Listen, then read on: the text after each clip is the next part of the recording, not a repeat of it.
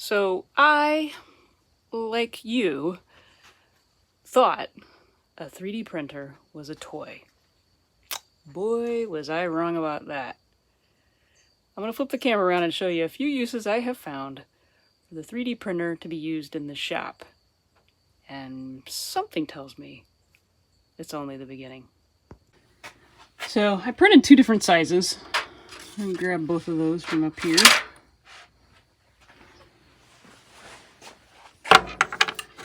And I just printed them in a gray.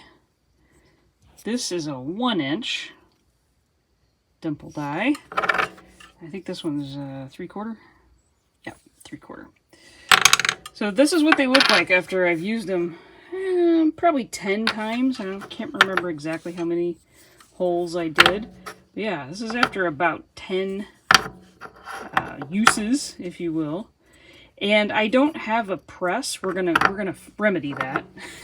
A hydraulic press. We're gonna remedy that here in one of these upcoming videos. But I just put them in the vise and just sandwiched it in there. Put it in the vise. You can see that one's kind of got plier clamps where I had to pull them apart. But let me cut a piece of. We're just gonna use copper for the purposes of the video. But I did do it on 20 gauge steel, and they worked just fine. So you just drill the hole the size that you want your dimple to be. So this one's the 3/4 one. It's got to be a hole that's big enough to get that guy through there. And you just put it in the vise, or put a washer and a bolt.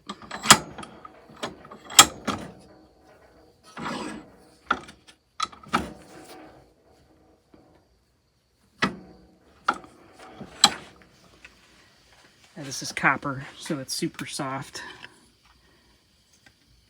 But that is the result of a 3D printed dimple die. And I tried cutting a 1-inch hole in that, and I kind of got it caught. But let's go ahead and see what it does. So this is the 1-inch dimple die. Just see what happens.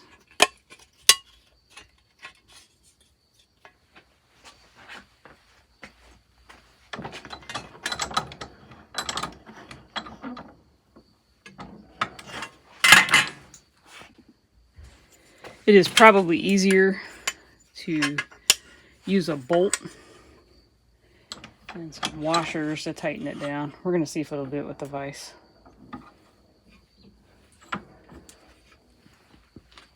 I have got to get a little hydraulic press built. I bought a little jack to do that.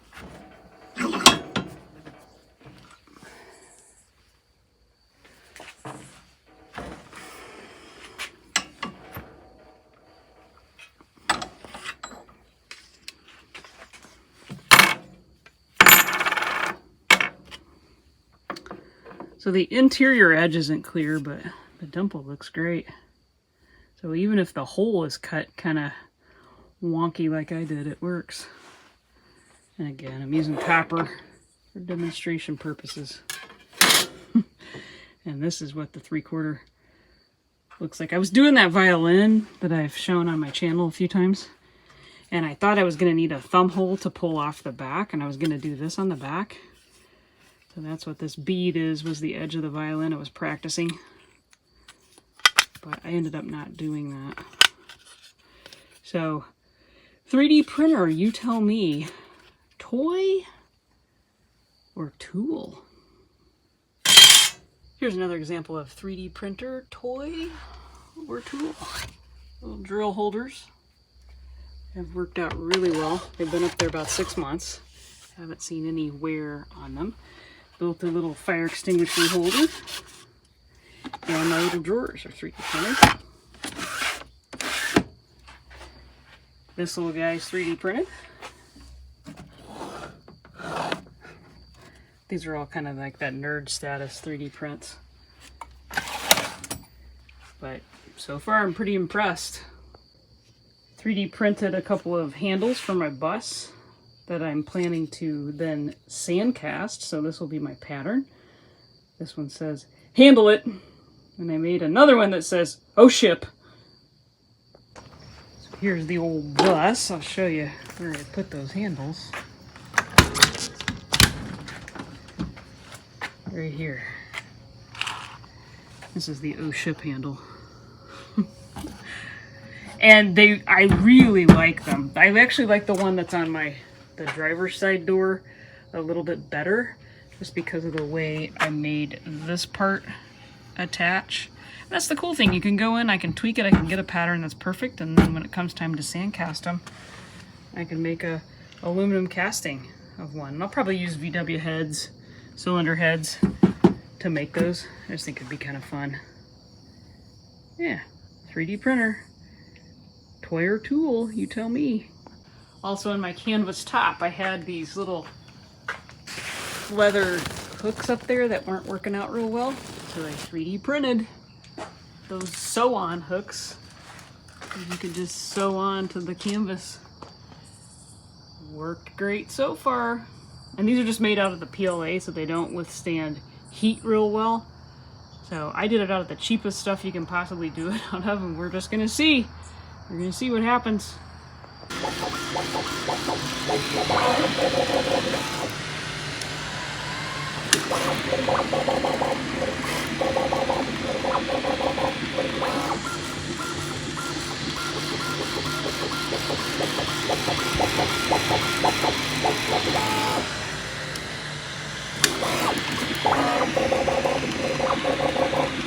So I printed one other little one we can try.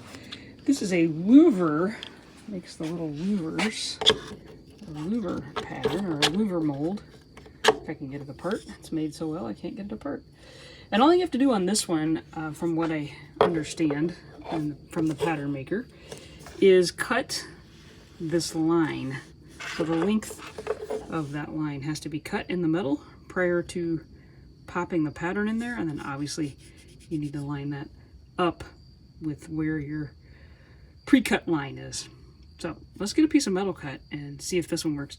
The infill on this one is not 100%. It's 50. So we'll see if we can break it, because it's not solid. And again, I don't have a hydraulic press, so we're going to use the vise.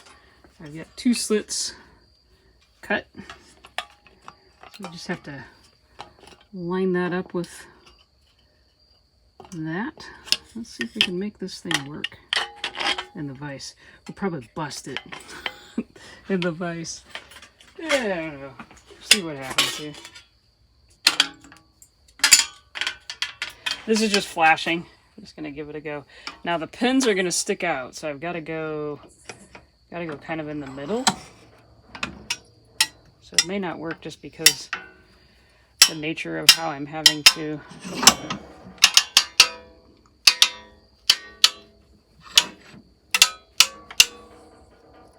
see, it's crushing it right in the middle.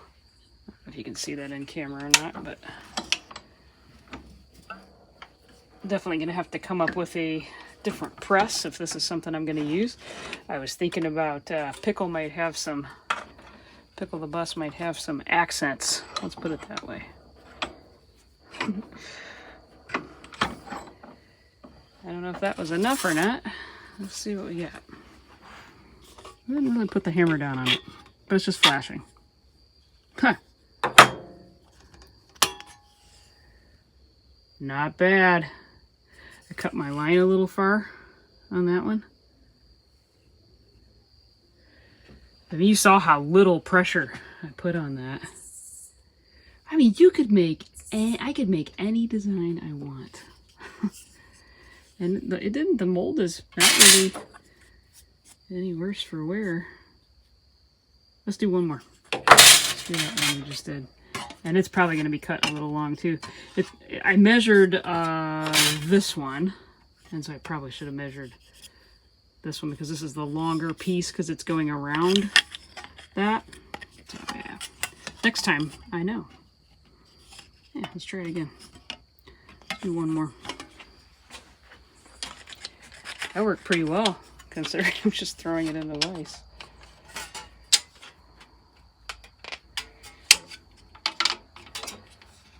Might be able to do it by hand. Nope. Can't.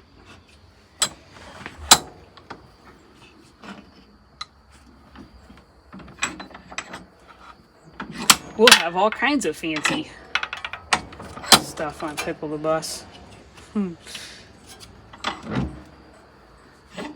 It's opened up a whole nother world to me. And the sand casting possibilities too. See, that one I got a little too harsh on it and it divoted it a little bit too much, but wow. How cool is that? Wonder how it would work with 20 gauge. Wanna try it? Let's try it. I only have a little tiny piece of 20 gauge cut down. I'll have to get some more of it and we'll test it again, but I think if I did this for real, I would want a better way to cut my line. Yeah, we'll see what we can do with that.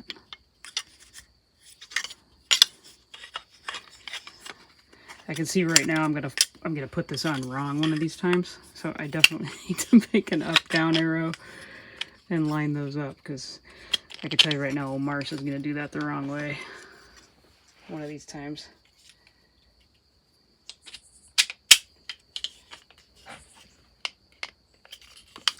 Now this is definitely going to be a test.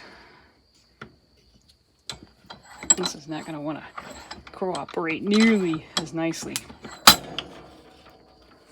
as the flashing.